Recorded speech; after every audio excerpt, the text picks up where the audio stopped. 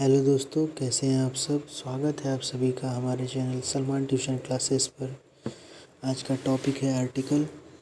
तो इस वीडियो को पूरा देखने से पहले हमारे चैनल सलमान ट्यूशन क्लासेस को सब्सक्राइब करें, ज़्यादा से ज़्यादा लाइक करें और शेयर करें, और इस वीडियो को पूरा कंप्लीट लास्ट तक देखें।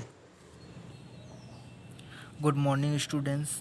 जैसा कि आज हम लोग का टॉपिक है आर्टिकल, जो कि इंग्लिश ग्रामर का एक पार्ट है या एक टॉपिक है। ठीक है, ये क्लास 6, 7, 8 के लिए इंपॉर्टेंट है। आगे भी अगर आप कक्षाओं में पढ़ेंगे 9, 10, 11 या किसी कंपटेटिव लेवल की, तो ये चीज़ें इंपॉर्टेंट है, आती है।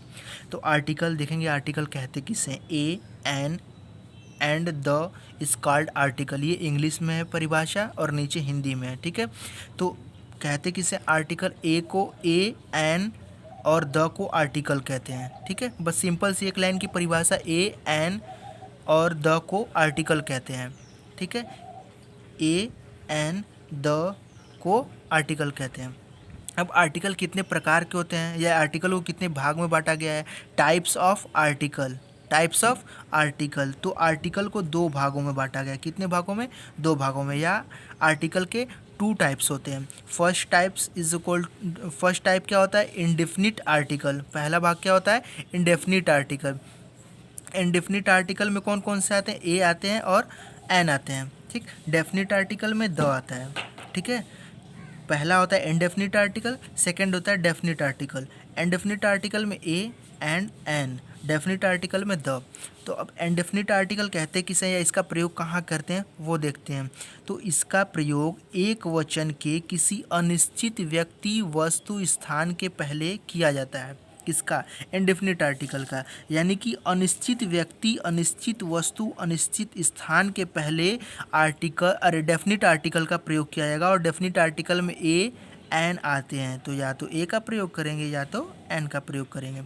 अब देखते हैं डेफिनिट आर्टिकल। तो इसका प्रयोग एक वचन के किसी निश्चित व्यक्ति, यहाँ अनिश्चित व्यक्ति है, यहाँ निश्चित व्यक्ति है। निश्चित व्यक्ति, निश्चित वस्तु, निश्चित स्थान के पहले किया जाता है, तो वहाँ किसका प्रयोग होगा? Definite article. और डेफिनिट आर्टिकल में क्या आता है? तो द का प्रयोग करेंगे।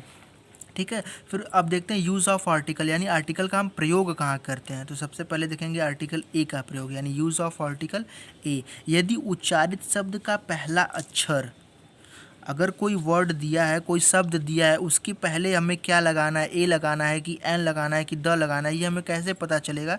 तो ए कहाँ लगेगा वो चीज़ हम बता रहे हैं।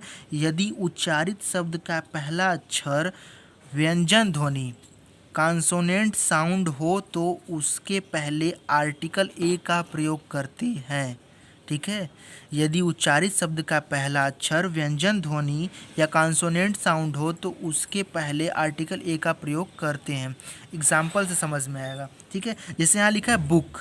क्या लिखा है? बुक। तो अब हम इसको पढ़ रहे हैं, पढ़ेंगे बुक, तो जो भी हम पढ़ेंगे उसको उच्चारण को हम हिंदी में लिख लेते हैं। हिंदी में लिख लेंगे तो ये क्या लिखा है? बुक। तो ये पहला अक्षर क्या है? ब। पहला अक्षर क्या है? ब, जो कि एक व्यंजन है।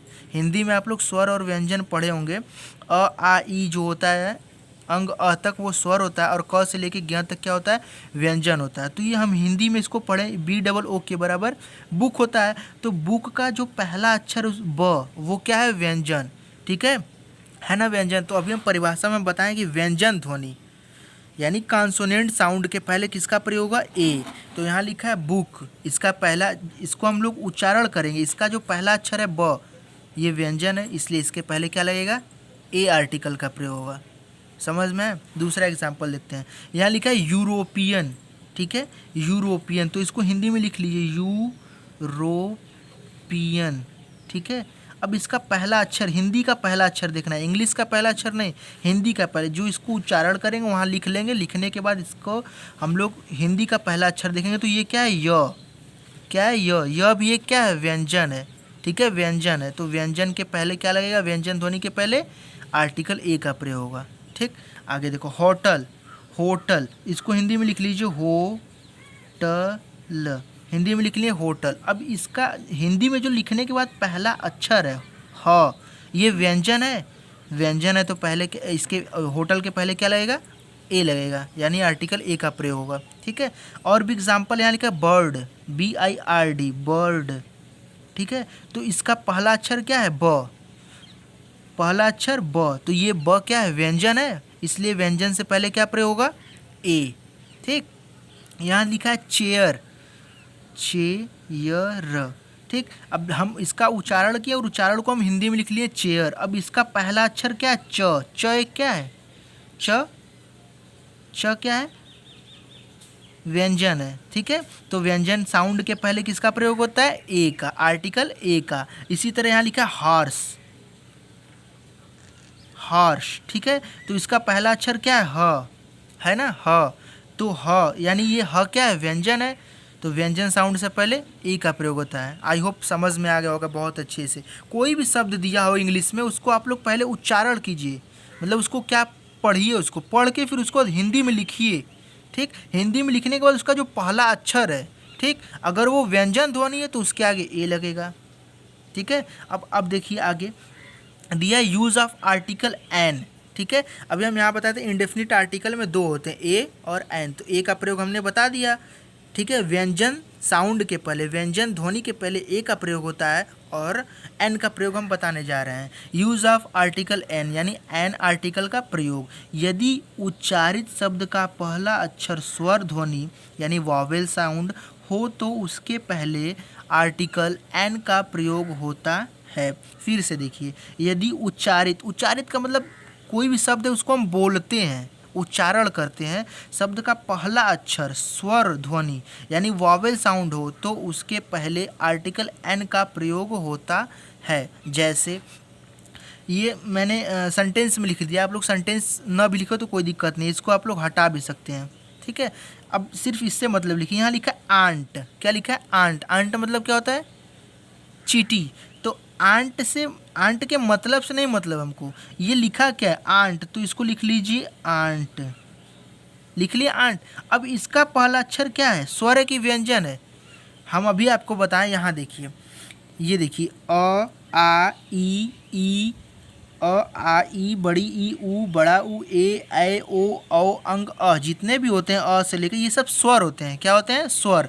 तो स्वर जो भी होता है, स्वर के आगे, स्वर कोई भी वर्ड का पहला अक्षर अगर स्वर रहेगा, इनमें से कोई भी रहेगा, तो उसके आगे हम आर्टिकल एन का प्रयोग करेंगे।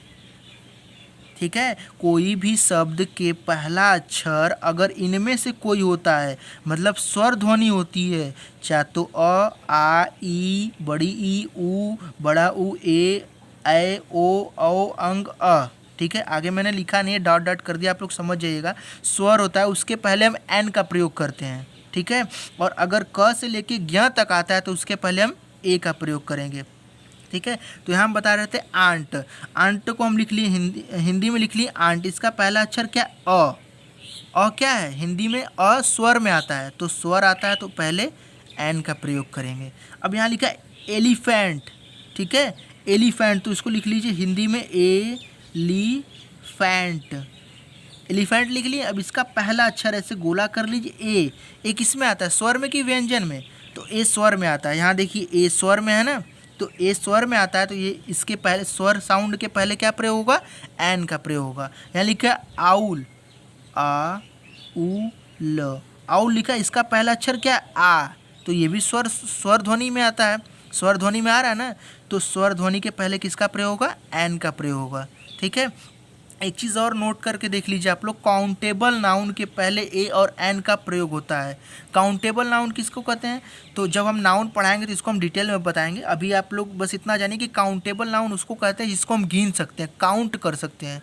ठीक है, जिसको हम गिन सकते हैं, काउंट कर सकते हैं, उसको हम काउंटेबल नाउन कहते हैं, और उसके पहले भी ए और एन का प्रयोग किया जाता है। ठीक है, ये चीज़ आप लोग विशेष ध्यान रखिएगा, तो ये चीज़ ध्यान रखेंगे तो आप लोग कर ले जाएंगे। ठीक है, ए और मतलब स्वर, जितने भी ध्वनियाँ हिंदी में जितने भी स्वर के अक्षर हैं, उसके पहले एन का प्रयोग और व्यंजन के पहले ए का प्रयोग। ठीक है, अब देखिए यूज़ ऑफ आर्टिकल द। ठीक है, मैंने इंडेफिनिट आर्टिकल आप लोग को बता दिया। इंडेफिनिट आर्टिकल में ए और एन था, ए का प्रयोग भी मैंने बताया और एन का प्रयोग भी बताया कि कहाँ कहाँ करते हैं। अब हम देखेंगे डेफिनिट आर्टिकल यानी द का प्रयोग। ठीक है, तो द का प्रयोग थोड़ा सा लंबा है, बट जितना ज़रूरत है उतना मैं बता रहा हूँ। तो यूज़ ऑफ आर्टिकल द, ठीक है, किसी विशिष्ट पर्टिकुलर व्यक्ति, वस्तु, स्थान के लिए द का प्रयोग किया जाता है। ठीक है, किसी विशिष्ट पर्टिकुलर, विशिष्ट मतलब विशिष्ट को इंग्लिश में पर्टिकुलर कहते हैं, तो किसी विशिष्ट व्यक्ति वस्तु स्थान के लिए द का प्रयोग किया जाता है। जैसे the cow is under the tree, ठीक है, the cow is the under the tree. गाय कहाँ है, अंडर द ट्री यानी पेड़ के नीचे है, ठीक है। Call the boy who is outside, उस लड़के को बुलाओ जो बाहर खड़ा है, ठीक है। तो यहाँ द बॉय के पहले द का प्रयोग हुआ है, काऊ के पहले द के मतलब यानी विशिष्ट व्यक्ति, यानी हम विशिष्ट का मतलब क्या, द का प्रयोग क्यों कर रहे हैं, हम काऊ से पहले द का प्रयोग क्यों कर रहे हैं। वो गाय कहाँ खड़ी है, पेड़ के नीचे, तो हम उसको विशिष्ट बना रहे हैं, ठीक है।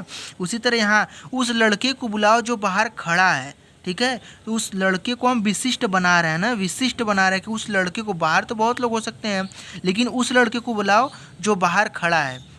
द बॉय कम यस्टरडे, ठीक है, लड़का कल आएगा, ठीक है। तो यहाँ पर लड़के के पहले द का प्रयोग किया गया है, ठीक। फिर दूसरा, मतलब इसके कई ढेर सारे रूल हैं, वो पहला था, ये पहला है। अब दूसरा देखते हैं, किसी समुदाय या संपूर्ण जाति का बोध करने के लिए भी द का प्रयोग करते हैं।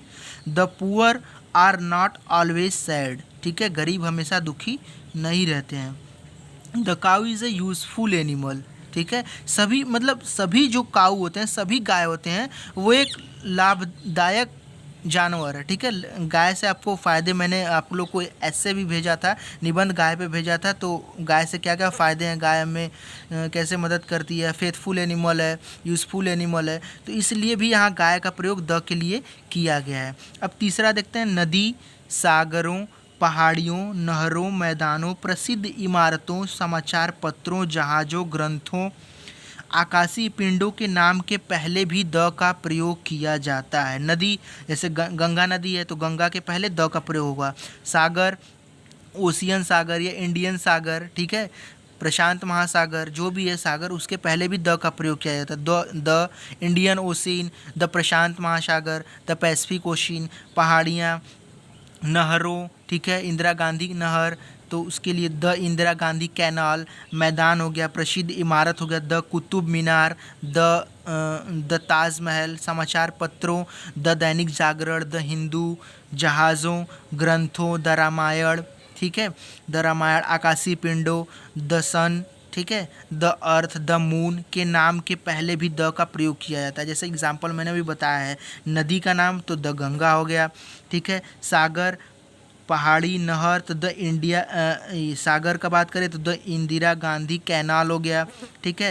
नहर, उसकी बात करें, सागर की बात द इंडियन ओशियन हो गया, ठीक है। इमारत की बात करें तो द रेड फोर्ट हो गया, लाल किला, लाल किले के नाम से पहले भी द का प्रयोग। फिर उसके बाद समाचार पत्र, दैनिक जागरण के नाम से पहले भी द का प्रयोग। ग्रंथ की बात करें तो रामायण के पहले भी द का प्रयोग, रामायण एक ग्रंथ है। फिर उसके बाद आकाशीय पिंड की बात करें तो सन के नाम के पहले भी द का प्रयोग। अर्थ भी आकाशीय पिंड है, अर्थ भी आकाशीय पिंड है, इसलिए इसके आगे नाम के पहले द का प्रयोग। समर हो गया, अमेजन नदी है, जंगल है, ठीक है, इसके लिए भी पहले भी द का प्रयोग किया था, तो ऐसे हो गया, ठीक है। फिर उसके बाद चौथा देखें, सुपरलेटिव डिग्री के पहले भी द का प्रयोग किया जाता है। सुपरलेटिव डिग्री क्या होता है, मैं इसको आप लोग को जब पढ़ाऊँगा तो डिटेल बताऊँगा। फिलहाल आर्टिकल में बस इतना जानें कि सुपरलेटिव डिग्री के पहले आर्टिकल द का प्रयोग किया जाता है या होता है, ठीक है। जैसे superlative degree, Salma is the most beautiful girl, यानी सलमा जो है बहुत सुंदर लड़की है, तो मोस्ट ब्यूटीफुल ये सुपरलेटिव डिग्री है, मोस्ट ब्यूटीफुल, ठीक है। तो यहाँ आर्टिकल द का प्रयोग किया गया है। उसी तरह डेट्स ऑफ मंथ्स के पहले द का प्रयोग किया जाता है। जैसे किसी नाम लिखना है 5 सितंबर, 2 अक्टूबर, तो उसके पहले भी द का प्रयोग किया जाता है, ठीक है। आप लोग बताइए 5 सितंबर के दिन, हम 5 सितंबर यानी 5 सितंबर के दिन कौन सा दिवस मनाया जाता है और किसकी याद में मनाया जाता है, और 2 अक्टूबर को कौन सा दिवस मनाया जाता है या कौन सी जयंती मनाई जाती है और किसके लिए मनाई जाती है, ये आप लोग हमें बताएंगे कमेंट करके, ठीक है। उम्मीद करते हैं आप लोग को आर्टिकल समझ में आया होगा, और जो कुछ भी नहीं समझ में आया वो आप लोग पूछ सकते हैं। इसको आप लोग अपने कॉपी में नोट कर लीजिए, लिख लीजिए, नोट्स बना लीजिए। Thank you so much.